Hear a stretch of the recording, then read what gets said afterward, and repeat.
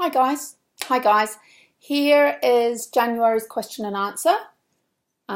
So we'll start at the top. Happy New Year everybody first. I got Ange at the top and she says it's so easy to put on a few extra kilos over the Christmas period. It's not so easy to take it off. What's the best nutritional way to kickstart the new year with weight loss? Well, as you know, Ange, there's no magic pill. You've got to do the hard yards. I would kickstart it for you by getting your cardio going, because I know you've got some good walking goals for this year. Drink loads of water to flush all that Christmas toxin, salt, alcohol rubbish out of your body. And just create a really good food plan for yourself based around whole foods. Get rid of all the packet stuff, purge the house of all the Christmas stuff that's still knocking around, and do a bit of hunter-gathering like you were the other day. I saw you out, you've been out, you had sweet corn off the side of the road, and you'd been and got some spray-free courgettes and some strawberries. So keep going with all of that, keep it as clean as you can, and enjoy a free meal at the weekends, but stay active, drink lots of water, and just make good food choices. So next one is Kelly, and she wants to know bubbles, white wine, red wine, or spirits for those special occasions, of course. Well, it depends on what you're looking at. For your health, we all know that red wine is good for us, and that's the resveratrol. The resveratrol has heart protective properties and cancer protective properties. The key is moderation. The key is drinking it in moderation, and moderation for a 70-kilo woman is probably one standard drink, which is one small glass, or at the very most 2 glasses a night. So that would be for health. Personally, I drink red wine, but I generally will only have it once a week, and that's my treat on a Saturday night. I'll have a glass of red wine, of course, only for the antioxidants. However, from a weight loss perspective, you're better with a clean white spirit, okay, because it's far less calories. So a clean white spirit like gin or vodka is only going to be 40 calories for a standard nip, or 80 for a double, which is setting you back far less than 135 calories for a small glass of wine. And the glass of wine that most of us pour ourselves is, it's more like 200 plus calories. So clean white spirit, but then you do have to watch the mixers. So vodka or gin with soda water, or if you need something sweeter, then it needs to be a diet mixer, or soda water with a little bit of lime is the answer. I think that some of those, the long white vodka mixers, so they're a premix, and I believe that they are just soda water. I don't think the sugars are too bad on them, because generally it's the sugars. People forget that, a long gin and tonic, the tonic actually has as much sugar in it as Coke. Yeah, I know, it's scary, isn't it? So, and when you mix sugar and alcohol together, you're definitely just going to wear it around your middle. So, yeah, for weight loss, for health, red wine. For weight loss, a clean white spirit. A dry bubbles would probably come second, all in moderation, of course. Sparkling water. Sparkling water okay to drink? This is from Lisa. If so, how much? Yes, I think in most cases carbonated water is fine. There are some things that can cause a problem with, like gout, for instance. Some carbonated water is quite high in sodium, so you need to check that. If you really can't drink still water, then I'd rather you were drinking carbonated water than no water. Like a tall glass of carbonated water with ice and a slice is going to be far better than a glass of wine. or lemonade or whatever it is. So yes, but try and get your good old still water in as well, Lisa.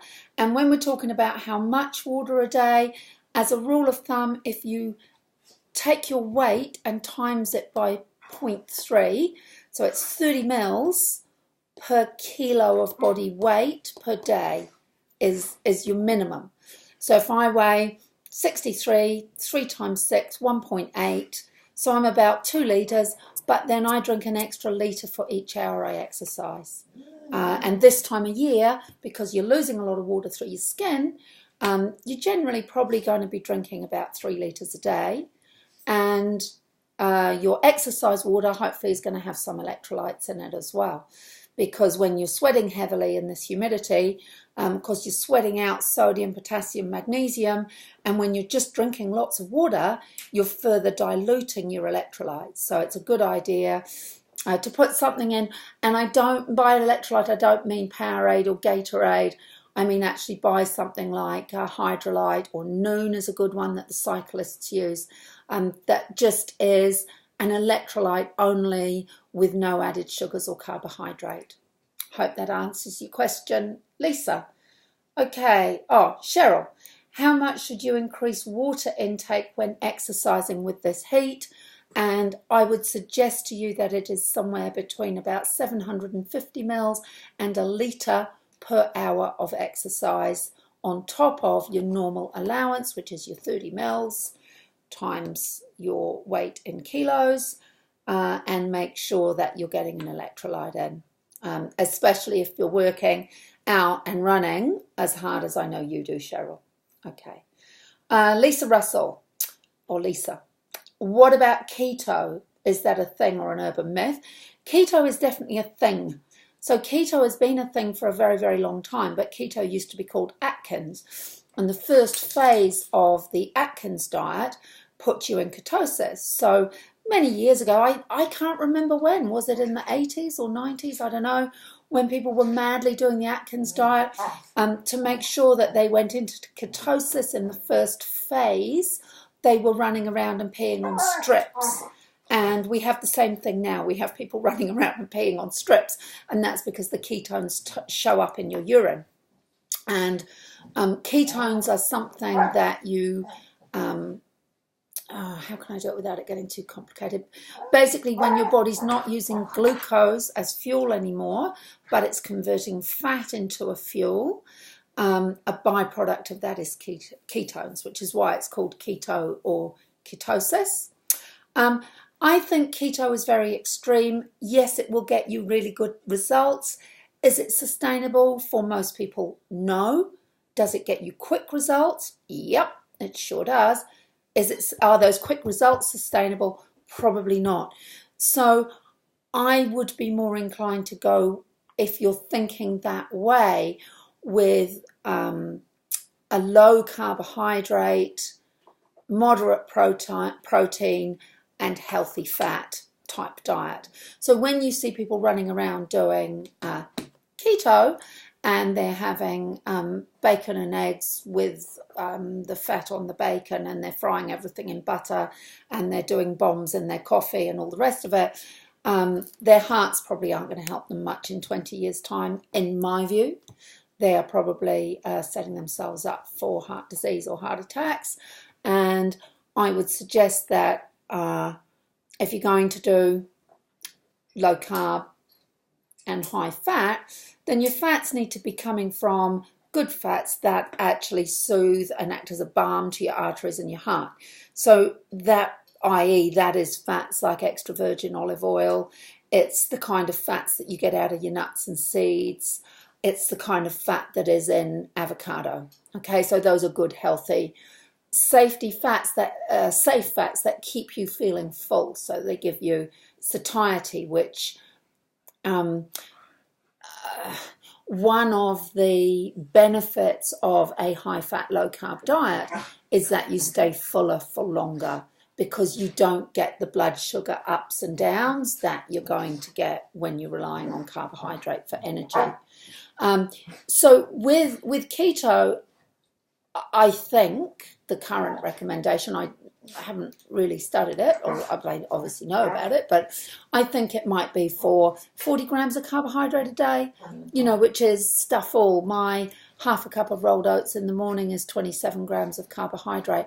I don't want to cut out all the good fibre, like the soluble fibre that's heart protective, that's in things like rolled oats, that's in things like kumara, and brown rice and quinoa. I want that stuff in my diet because I don't want to get bowel cancer, and I want a nice, slow, steady release carbohydrate. I think why keto has become fashionable is because we have been living on a high carb, low fat shit diet, like it's processed shit, which is high carbohydrate. And so, of course, when people come off their 250, 300 grams of carbohydrate a day that they're probably doing, and they go into ketosis, they're going to lose a shitload of weight. They're also going to get what's called keto flu, which means you feel really unwell for a few days while your body adapts. But if you adapt a moderate carbohydrate, so for you, Lisa, if you're tracking it on MyFitnessPal, that might be somewhere more like 120 to 150 grams of carbohydrate a day. That allows you to get those good vegetables in. It allows you to get the good fibre in, the good grains in that keep you well and give you energy. Without overdoing the carbohydrate, because our bodies are very good at turning excess carbohydrate into fat. Our bodies are very good at turning excess protein into fat as well. So I don't know whether that answers or not. It was a bit of a rant. I don't like any extremes. Keto is the new paleo, and so it rolls around. But that's not condemning it and saying it's a bad thing. It's finding out what works for you, I guess, and what you feel great on, and what you have lots of energy on, and what you naturally lose some weight and get to your best fighting weight on. That surely has got to be the most important thing. And most importantly, it's got to be sustainable. It can't just be another fad diet that you do and then you can't do it anymore, so the weight all goes back on again, and then you beat the snot out of yourself. It's got to be sustainable. Okay. Great questions, you guys. Keep them coming. Is bulgur wheat any good? I'll come back to you on that, Kelly, because I always get mixed up between buckwheat and bulgur wheat.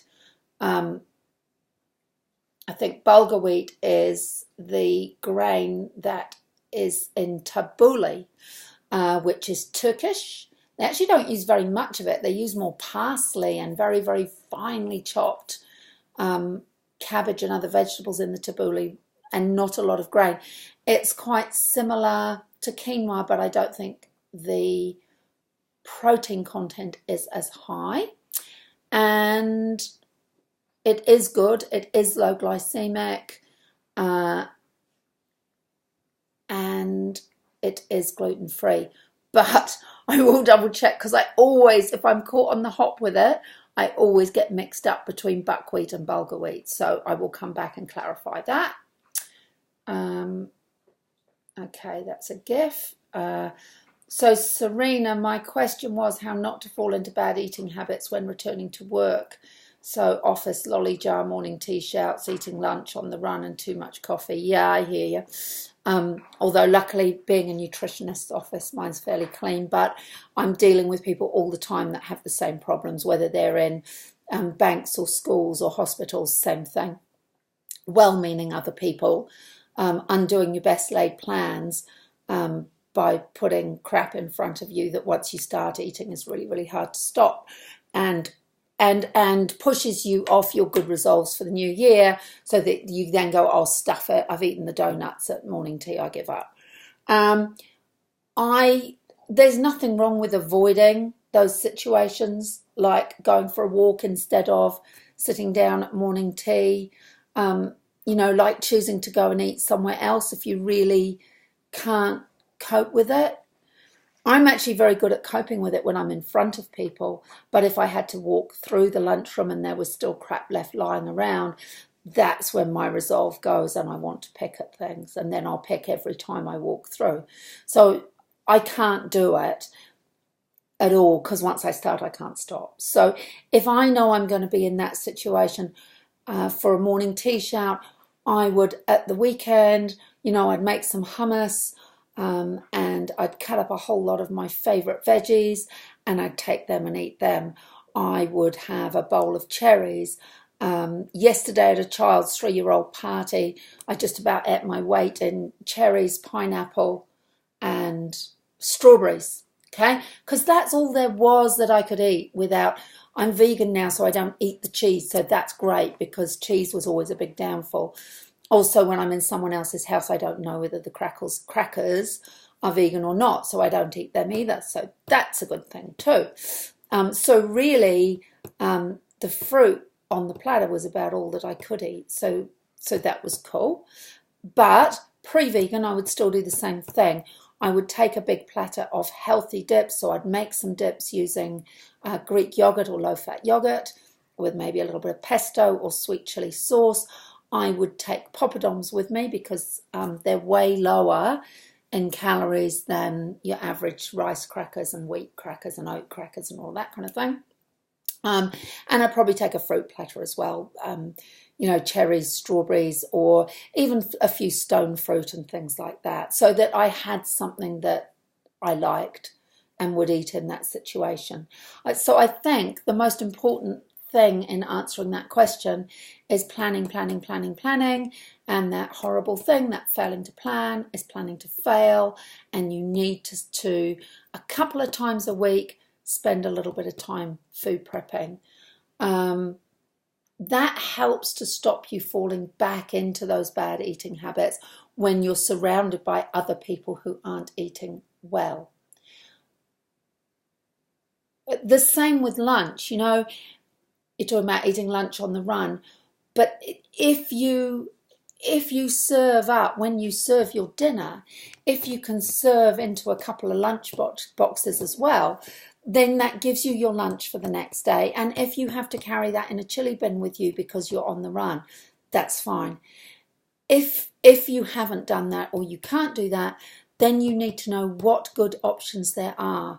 So most places I go, I know where there is a good Turkish that I can get a really fresh salad with a couple of falafel and a little bit of tabbouleh, or there's a pita pit where I can get the same, or if I have to, a Subway salad will do.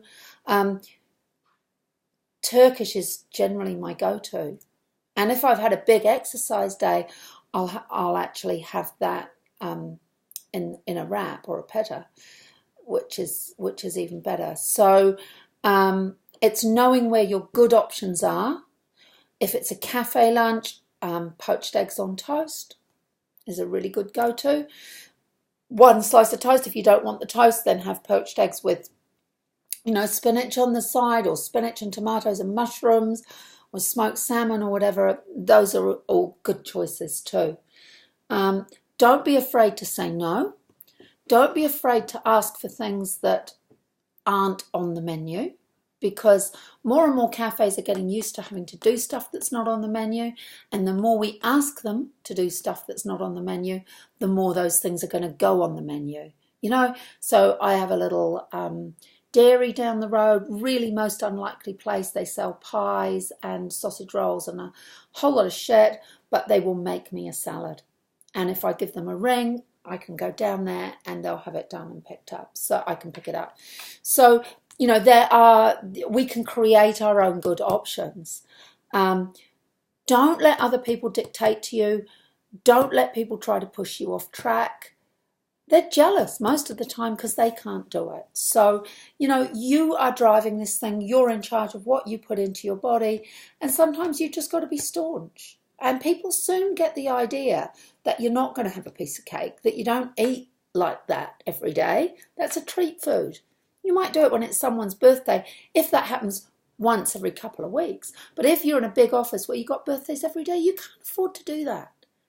It's not even about weight. It's about wellness. It's about not having that awful crash in the afternoon where you can't work and you can't think straight. So planning, planning, planning. Be authentic, be straight with people, tell them what you want, and don't let people bully you. There, another rant. Okay, next rant, bliss balls. Bliss balls, a sneaking way of eating naughty stuff or worthy of consideration. The trouble with bliss balls, Richie, is that most of the ones I've looked at are based on a date puree, and dates are very, very high glycemic. It's still sugar. Your body is going to treat that date puree the same as it would treat white sugar. So in that respect, a lot of them really are no better than, they're really no better than a muesli bar. And a lot of muesli bars are no better than a cake or a donut. But that lovely wife of yours, now, she could make you some really good bliss balls. I've got some great recipes. If you would like them, just PM me. And you can make some which have like a peanut butter or an almond nut butter type base that work really well and that have a little bit of a higher protein content and lower sugar. Otherwise, have them as a one-off, like the Fruz balls. A packet of those Fruz balls is 360 calories. That's my meal. That's my lunch, 360 calories for 6 Fruz balls. My problem is that a serving is 1 or 2. So I think there's 60 calories each, most of those commercial ones. So a serving is 1 or 2, and who's going to do that? If you're me, you'll eat the whole packet. So, you're better to have a couple of pieces of stone fruit and a handful of nuts, to be quite honest. Okay, that's my take on that. Now I have lost my page, so I just have to get this back. Here we go. Serena, is honey in your tea better than sugar? No. Sorry. No. Computer says no. Nutritionally, possibly a little bit, like if it's one of those good Manuka honeys. Yup. But your body, as far as your body knows, when that sugar is absorbed through your small intestine into your bloodstream, it is just simple sugar. And it really doesn't matter whether it's coconut sugar, whether it's honey, whether it's agave, whether it's any of those trendy things, rice malt syrup, or whether it's sugar, it is still sugar. So yes, there might be a small nutritional benefit in that there are micronutrients in some of those other things. There are no nutrients in white sugar that has been stripped of all its goodness. So you might be getting a few micronutrients, but for weight loss, for your blood sugars, no. Cool, that answers that one. Carolyn, what do you think is the one supplement that women need? Well, I think that depends on your dietary requirements, which depends on your weight and your activity level and your age, whether you're pregnant, breastfeeding, premenopausal, postmenopausal. A lot of women need extra iron.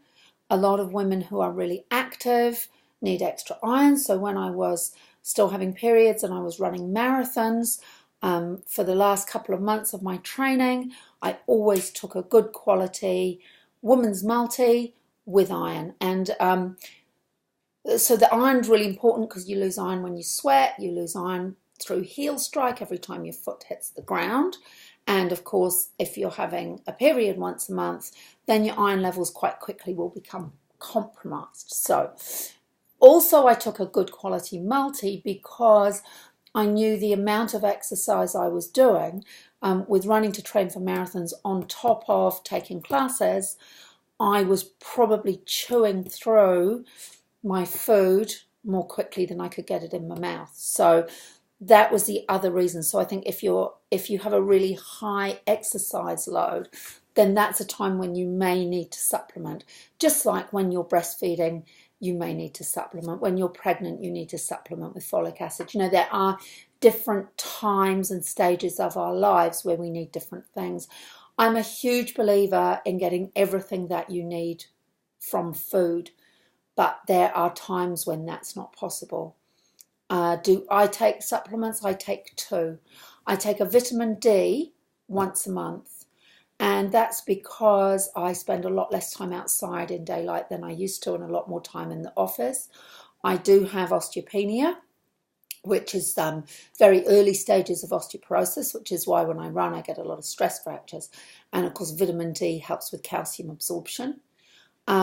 There are loads and loads and loads of studies that show that since we've been covering up and slip, slop, slapping and getting out of the sun, we are suffering from a deficiency of vitamin D. And vitamin D is really important. Apart from your bone health, it's really important for your mental health.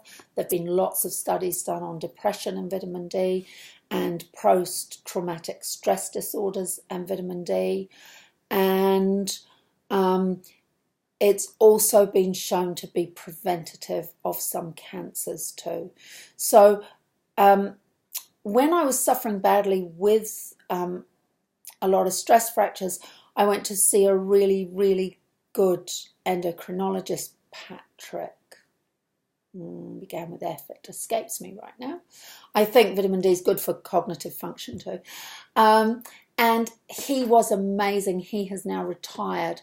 But he said to me that vitamin D, it's the one thing that he would advise most of us at the moment to take, because we're designed to run around naked in Africa, not sit in an office and not be out in the sun very much. So certainly through the winter months, unless you're a beach bunny, you probably should be doing vitamin D.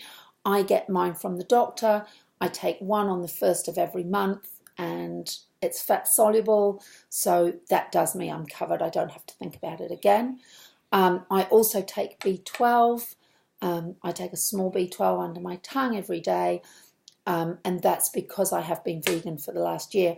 I got my bloods done recently because I wanted to check up on everything, and my vitamin D levels were good. In fact, all of my levels were good. My B12 was a little bit higher than usual, but I think I heard Mickey Williden say something the other day that she actually really likes her athletes to have a little bit of a higher level of B12 than normal Joe Public.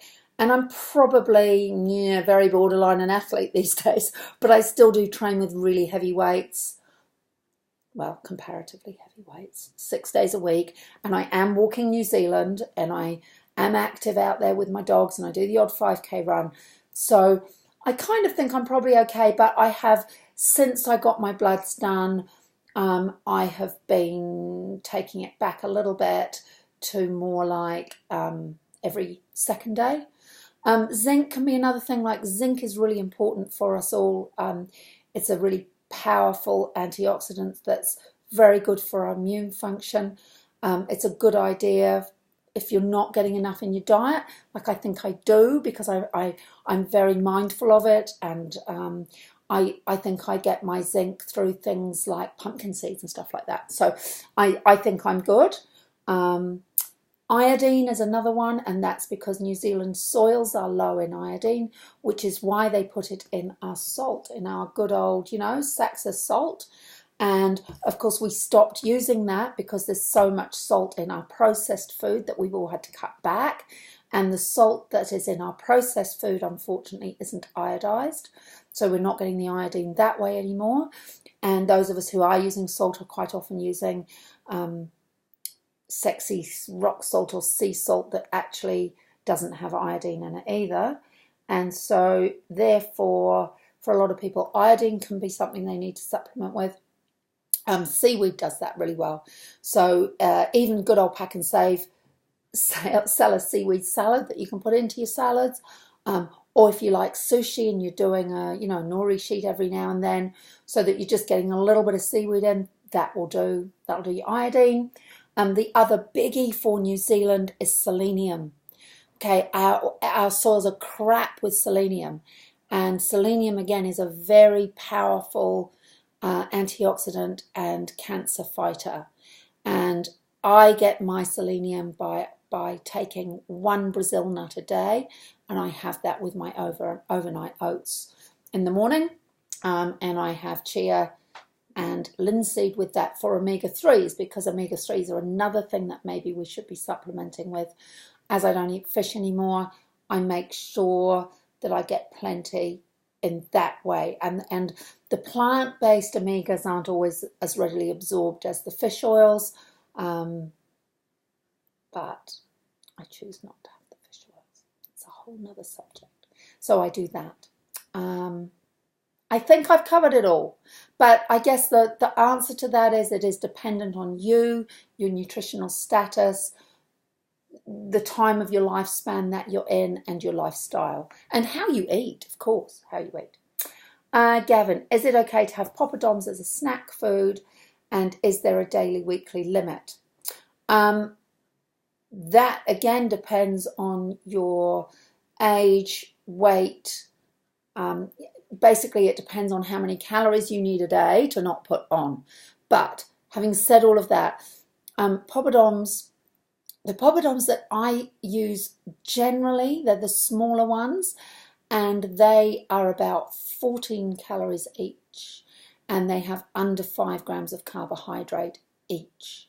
So that's better for me, because if I eat, a row of rice crackers is going to be somewhere between 90 and 110 calories. So I'm better having a poppadom.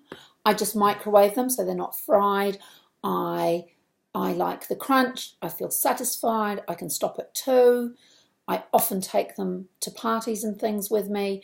My great nieces and nephews, it's the one thing they love coming to my house for, is poppadoms. And the dogs have been known to nick the odd one out of their hand when they're not looking. So they obviously like them too. For you, I guess, look, Gavin, you could probably have poppadoms every day, somewhere between 2 to 4 if you wanted that.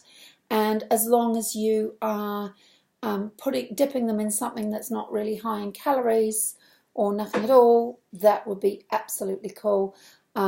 Just check the sodium on them if you're worried about the salt, because that will vary from make to make. But basically, they are made from either lentil or chickpea flour with some sodium and some water and a little bit of oil, but very little. So go for it. Go for it and enjoy them. Okay, Faith, could you clarify the food to take before and after a weights workout to get the most out of the time and effort? Thank you, Faith. Okay, so yes, when you do your cardio, when you run in the morning, if you're only running for, let's say, up to an hour, or walking for that matter, and you're doing that cardio for fat loss, then there is a benefit to doing it on empty. So there is a benefit to getting out of bed.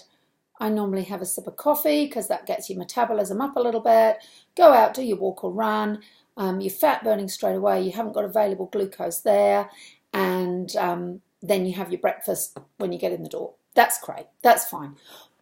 It's probably okay for high intensity interval training as well, although you might find that some people get very lightheaded and will fall over if they don't eat before that. Some people are fine, so that's cool. Certainly for a weights kind of program that's a circuit, you could do that on empty because you're really doing that for fat loss. There's a little bit of a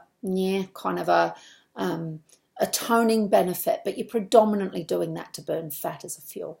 Okay, but when you're doing weights to build muscle, there is a definite advantage in having some glucose stored in the muscle ready to help you lift those weights. So I like doing weights in the afternoon because I've had breakfast, maybe a morning tea, lunch definitely, and then so when I do my weights, I've got a lot of stored glucose sitting in my muscle and in my liver, ready to go.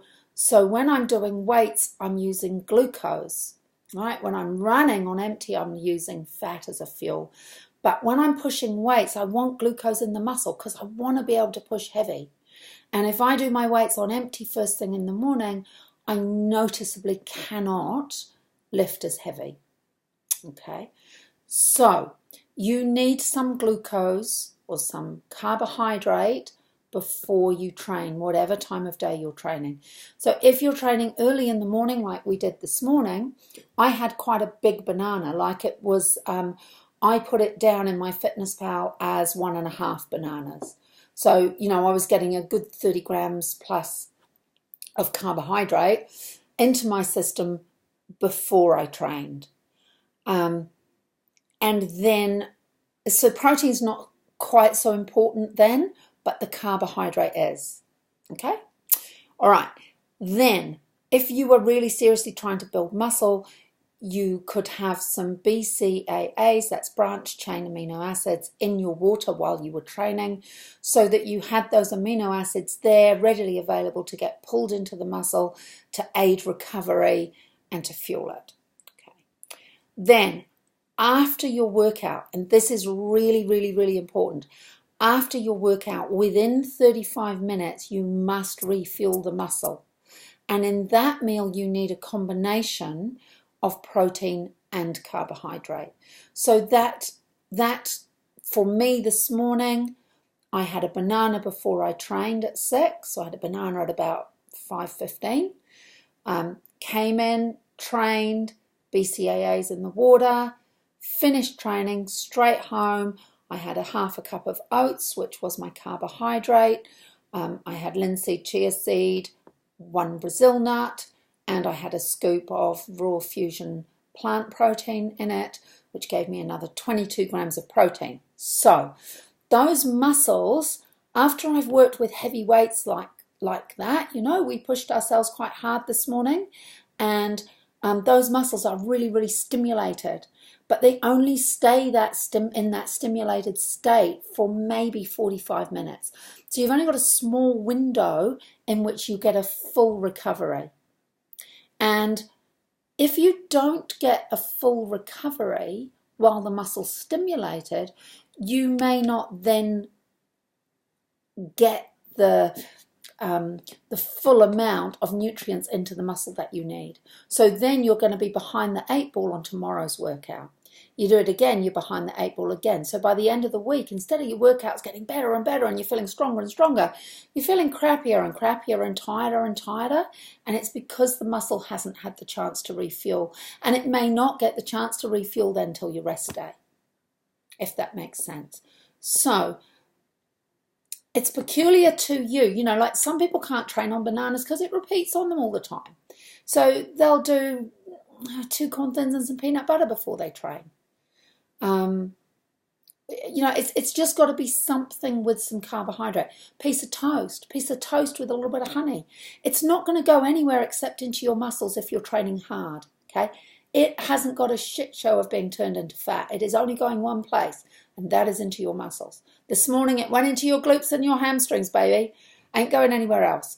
And the same with that post-training meal. As long as you get the timing right, it's not going to go anywhere else. It is only going to go into those muscle cells. And it's going to bathe those muscle cells with protein, carbohydrate, so that they can fix and mend themselves. And that's what gives you toning. It's not just about muscle growth. That's what gives you muscle tone. And the carbohydrate is going back in there to replenish the energy for your walk or your run later in the afternoon, or just for getting through your day. So I hope that helps. I sometimes put a little bit of L-glutamine if I have a shake, depending on the time I'm training.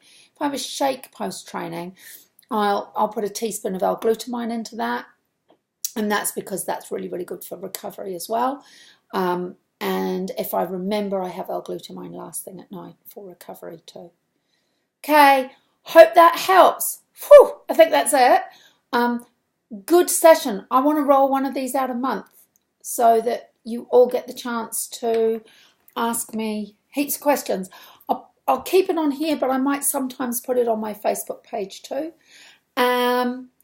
Just a reminder that I'm kicking off a 6-month program. It's not a 12-week challenge, not doing them anymore, right? Because all you guys do is you lose the weight, you do awesomely, and then you put it all back on again. Not interested in doing that to people anymore. It's a 6-month program. The 6-month program, it has 2 one-on-one nutrition sessions a month with me.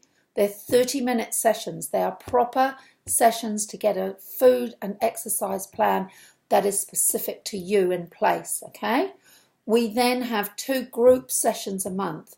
In the group sessions, we're going to have cooking, we're going to have supermarket tours, we're going to have label reading, we're going to do emotional eating, we're going to talk about the science behind protein, carbohydrate, fats, keto, paleo, how your relationships, your career and your spirituality affect your food, how your exercise affects your food, how to fuel your body to stay the healthiest and happiest and live the longest that you can.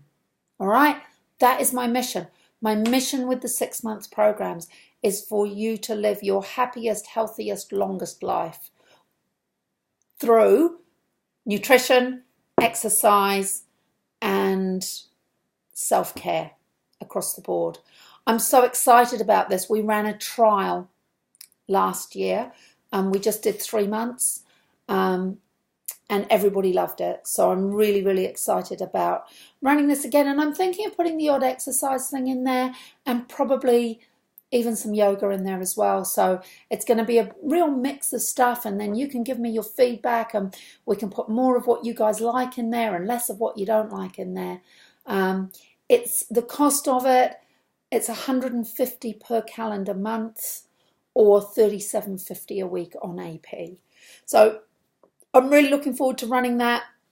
If you're already a client, I can still give you your once a month, like we were when we had the fitness sessions as well. I'm really happy to do those once a month maintenance type one-on-ones for existing clients. But all of the new clients now, unless they're with me for something specific like, I don't know, diabetes. Well, no, the diabetes people need to do the 6 month program. Sports nutrition. You know, if it's someone who's just working with me because they want to be in a rowing team or something, then I'll just do that. But otherwise, I'm going to channel all of the new clients into this program because I think I can do the most good doing it. You know, I've actually got time like I've had now. This little question and answer session has taken 42 minutes. And I want to have a whole hour to spend with you guys once a fortnight, plus our 30-minute one-on-one, so that we can really make a difference over the 6 months. So yay, really excited to be doing that. If I haven't seen you yet, Happy New Year. Let's have a blast and speak to you all soon. Thanks. Bye.